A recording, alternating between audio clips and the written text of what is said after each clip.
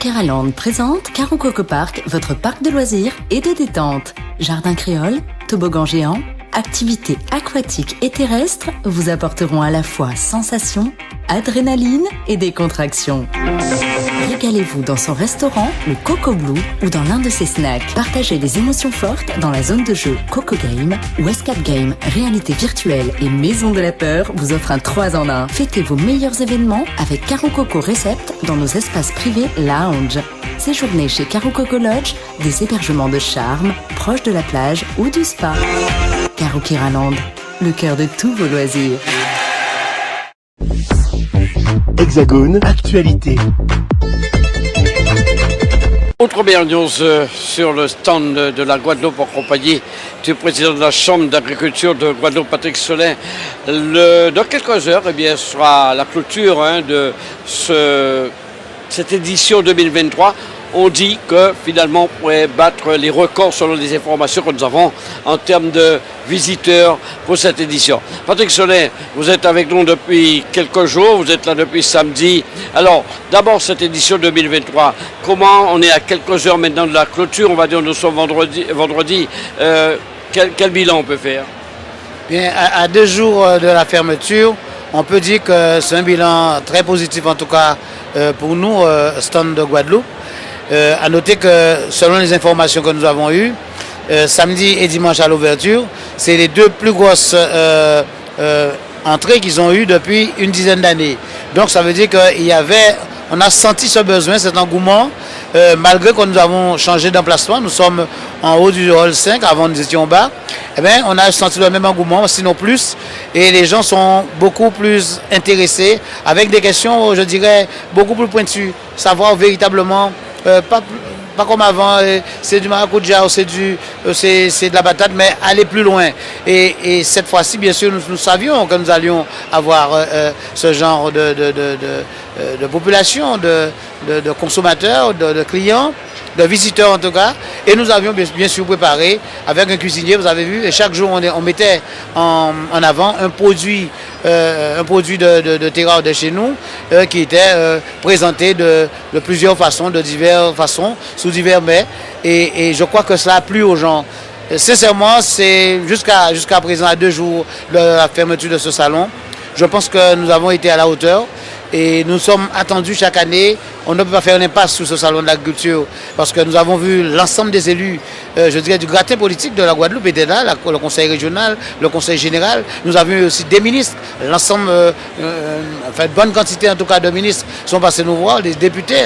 La preuve, M. Servat vient de partir. Et nous avions donc la chance aussi d'avoir aussi l'ensemble des radios. Canal 10 qui est habitué, mais nous avions là aussi un de vos concurrents, mais je peux le nommer, Guadeloupe Première, qui a mis en place chez nous un stand pendant toute la durée du salon. Je crois que la Guadeloupe était en vitrine cette année et on nous a bien vus. On a aussi parlé, on a été dans différents colloques et réunions avec l'ODEADOM, avec la Chambre d'agriculture de France, et la rencontre aussi du ministre délégué aux Outre-mer. Et nous avons fait passer nos messages pour dire que, il ne s'agit pas que de souveraineté alimentaire, mais il s'agit aussi pour nous de souveraineté intellectuelle. Que nous sommes en capacité de faire les choses nous. Nous n'avons pas besoin de quelqu'un qui nous tient la main. Nous sommes en capacité de faire les choses et d'amener au plus haut niveau pour les responsables de l'État, que ce soit les ministres. Donc, parce qu'il y a certains dispositifs qui sont pris en France. Et à la dernière minute, à la fin, on cite un petit peu les DOM parce que dans la réflexion initiale, on n'y avait pas pensé. En tout cas, en ce qui concerne l'agriculture, j'ai mis le pied dans le plat et j'ai dit les choses. Je leur ai dit, écoutez, il faut maintenant, si vous parlez de souveraineté alimentaire, et nous parlons bien sûr de souveraineté intellectuelle, mais aussi nous sommes en capacité de le faire et de lever aussi les paradoxes. On ne peut pas nous dire, parler de souveraineté alimentaire dans un pays tropical avec une hygrométrie de l'air plus important, donc des maladies plus souvent, en même temps que vous ne mettez pas les politiques publiques adéquates en face. Et donc ça, je leur ai fait comprendre cela, je leur ai dit ça en tout cas. J'espère que j'ai été entendu. Et voilà, c'est pourquoi je dis que pour moi, me concernant, j'ai fait mon travail, j'ai fait mon boulot. Justement, j'allais revenir. Est-ce que vous êtes président de la Chambre d'agriculture de la Guadeloupe depuis plusieurs années? Avez-vous l'impression d'avoir fait bouger les lignes en quelque sorte? Eh bien, je ne vais pas le dire pour ne pas être trop prétentieux. Mais en tout cas, je pense qu'entre les premières années que je venais ici et aujourd'hui, les choses ont bien changé. Pour preuve, ce matin, on était avec les gens du ministère des Outre-mer, on était sur les réseaux d'innovation et de transfert agricole. Et là encore, je leur ai dit la même chose. Il ne faut pas refaire les erreurs du passé. Il faut nous donner les moyens financiers, j'entends, pour que nous puissions aussi réaliser ces fiches, ces rendus, parce que nous sommes en capacité, nous n'avons pas besoin de quelqu'un pour le faire à notre place, mais nous avons besoin de ce que vous donnez aux autres, l'accompagnement financier, l'accompagnement logistique, parce qu'aujourd'hui, les mieux placés pour dire ce que nous voulons et ce qui est bon pour nous, c'est nous. Et on dit souvent, quand on fait pour vous et qu'on fait sans vous, on fait contre vous. Voilà. Alors, évidemment, il faut aussi parler du quotidien des agriculteurs en Guadeloupe. Quel est ce quotidien? Il reste toujours aussi difficile? Est-ce qu'il s'est amélioré ces dernières années, Patrick Soler? La situation en Guadeloupe n'a pas changé. Je dis que les choses s'empirent avec le réchauffement climatique. Là où nous ne sommes pas directement les responsables, mais nous sommes les premières victimes. Vous avez vu Fiona qui était catastrophique pour les agriculteurs, mais avant il y avait des sécheresses pour le Nord Grande-Terre. Donc la situation est très difficile. Mais l'agriculteur guadeloupéen résilient comme il l'est, on arrive toujours. Et puis par rapport à notre culture aussi, culturellement nous sommes différents. Nous savons, même si on ne s'entend pas tous les jours, mais les jours de grosses calamités, de grosses avaries, nous savons nous mettre ensemble. Et je crois que maintenant, il faudrait qu'on puisse se mettre ensemble plus souvent, pas attendre que ça soit mauvais. Et je pense que les jeunes agriculteurs, par exemple, aujourd'hui, ne sont pas découragés. Ils ont une autre approche des choses. Nous sommes dans l'innovation avec les jeunes sur le plan, c'est vrai, sur l'high-tech, mais il n'y a pas l'innovation que dans cela. Nous avons l'innovation aussi dans ce que nous faisions avant et qui a été mis de côté. Par exemple, aujourd'hui, nous avons une plateforme intercaraïbaine qui s'appelle Cambionnet, voilà. Cambionnet conduit avec l'INRA et les pays de la Caraïbe et la Guadeloupe sur le savoir-faire de nos anciens qu'on va collecter sur ce qui se faisait, la conduite de nos cultures. C'est une plateforme sur laquelle on va revisiter les choses, voir comment ça avait marché, pourquoi ça avait marché. Et comme dans toute la Caraïbe, nous avons le plus souvent les mêmes pratiques qui changent à quelque chose près. Donc cette plateforme, une fois Cambionnet qu'on l'aura bien réglée, mise en place, eh bien ça pourrait être quelque chose qui sera utilisé par l'ensemble des ressources de la Caraïbe. Et c'est un projet financé par Interreg. Alors évidemment, revenons sur le salon, on a vu des exposants. Il y avait déjà le marché agricole et le marché revenu. Mais on a vu de nouveaux exposants. C'est une volonté de la Chambre d'agriculture? Avec les nouveaux exposants? Oui, vous avez vu que c'était des jeunes aussi. Par exemple, nous avons un exemple, il faut le citer. L'exemple de la ville des Abîmes, Cap Excellence Ville des Abîmes, qui ont sélectionné un certain nombre d'agriculteurs, puisque chacun ne pouvait pas venir individuellement, et qu'ils ont un collectif d'agriculteurs qu'ils soutiennent et qui sont là. Il y a une docteure en biologie qui est sur la transformation, l'agro-transformation, des techniciens supérieurs, des agriculteurs aussi, de la réforme foncière notamment. Donc, on a ce consortium qui est fait avec des jeunes de la ville des Abîmes et qui sont là et qui se plaisent. Et d'ailleurs, on a déjà anticipé pour l'année prochaine. Ils m'ont déjà dit, président, il faut qu'on se voit rapidement parce que c'est intéressant, c'est un moyen pour eux de montrer ce qu'ils font, de voir l'innovation dans les produits cosmétiques qu'ils ont présentés. Donc, sincèrement, nous sommes dans l'innovation, nous sommes dans la transition agroécologique, nous sommes dans la modernité et nous avons déjà gagé sur le futur.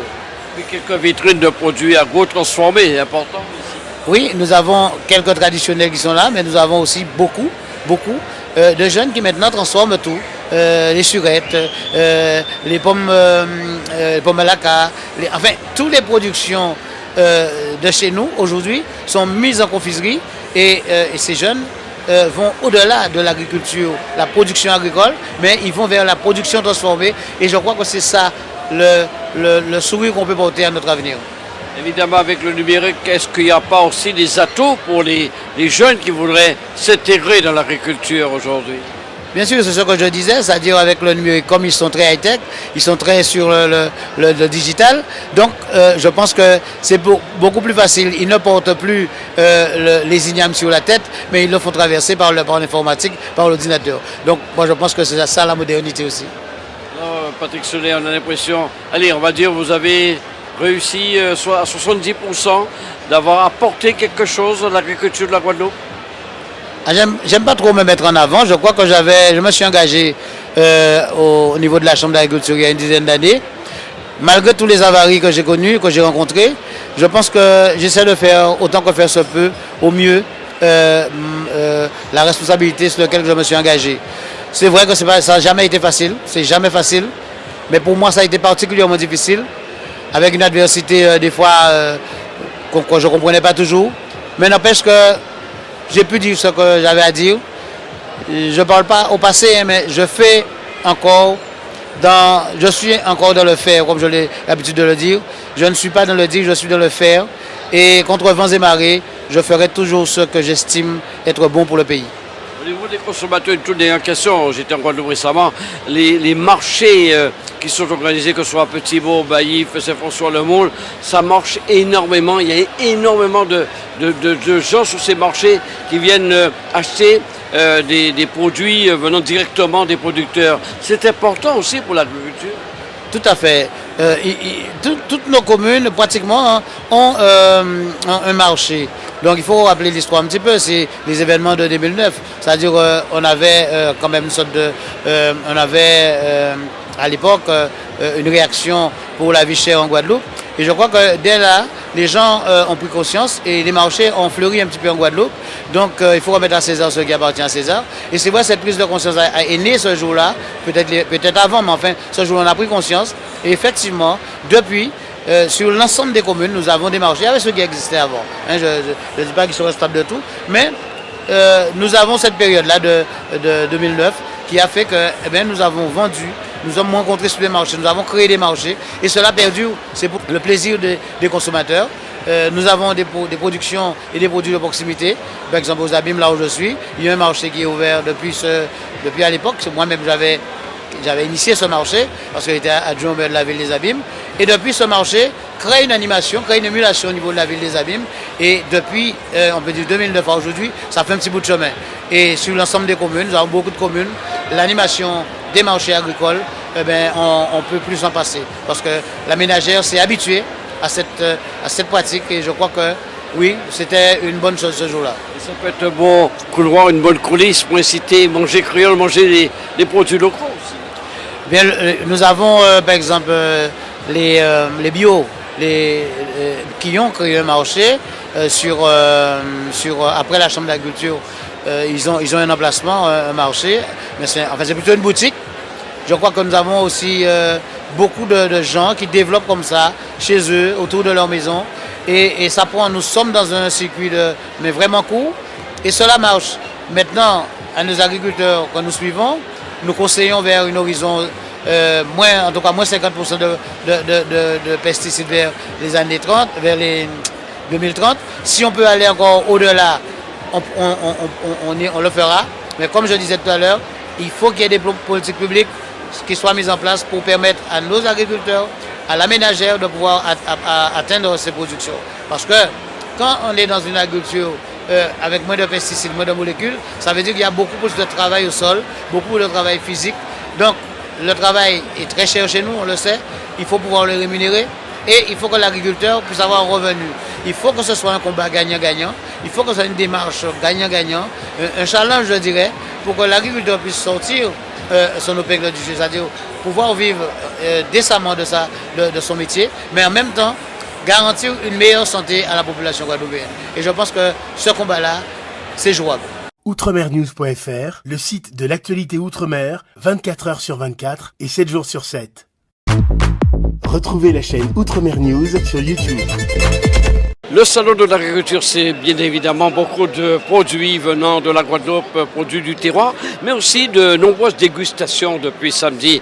Nous sommes au niveau du stand des Abîmes où nous sommes en compagnie de Christy Sapor, de My Bananas, elle est gérante de cette entreprise, avec, on va dire, une recette un peu particulière. J'ai eu droit également, et j'ai goûté ça, j'ai trouvé ça extraordinaire. Parlez-nous un peu de ces bananes où on fait une tranchée, on met de la morue. C'est une recette toute nouvelle. Donc en fait, My Banana, c'est un concept qui a bientôt 2 ans.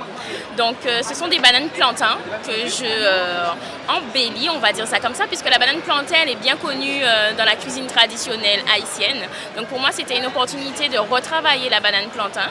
Donc aujourd'hui, elle est présentée tranchée en son milieu, puis surenchérie avec différentes garnitures atypiques. Donc My Bananas en compte un panel de 11 garnitures et pour le salon, j'ai sélectionné 3 garnitures. Donc la chiquetaille de morue, le poulet à la crème et le steak poivron, c'est bien ça. Donc, vous tranchez la banane et vous insérez c'est bien ça, donc c'est un rendez-vous pour tous ceux qui sont amoureux du sucré salé, puisqu'en bouche on retrouve la petite note sucrée avec la banane frite et le salé avec les garnitures qui sont atypiques. Vous êtes basé en Guadeloupe, éventuellement, évidemment. Et alors, comment commander? On ne peut pas venir sur place, il faut commander. Il y a une... Alors pour le moment, le restaurant il n'est pas encore physique. C'est un concept qui est totalement en livraison, possible en livraison. Donc la distribution s'effectue grâce à des boîtes de livraison, principalement K-Delivery. Mais bientôt, vu que la demande y est, nous comptons en fait faire un restaurant physique. Donc nous sommes basés sur les Abîmes. Et donc ça marche très très fort. Il y a comment ce produit est perçu par le public, par les clients? Alors je suis vraiment très ravie parce que c'est un concept qui a été vraiment très bien accueilli depuis 2 ans. Et je remercie l'ensemble de nos clients, l'ensemble des Bananas Addicts. Alors, si on commande chez vous, parce qu'on a, grâce à Emmanuel Darrois, on a vu les images, ça passe, c'est un plat en quelque sorte. C'est bien ça, c'est un plat qu'on peut retrouver le midi et le soir, puisqu'en fait il est assez consistant. Et bien évidemment, vous pouvez aussi l'accompagner avec une petite salade. Alors, quand vous vendez ça, il y a 2 bananes ou une banane? Alors vous avez la possibilité d'avoir des box simples avec 2 bananas et des box max avec 4 bananas. Pour les calories, vous avez fait le calcul? Alors pas de calcul, mais en tout cas c'est pas, c'est pas vraiment très calorique, puisque au niveau de la cuisson, même par rapport à l'huile, en fait, on fait très attention à cela, donc c'est pas très calorique. Quelle adresse alors si on veut commander? Alors, quel numéro surtout? Le numéro de téléphone, oui.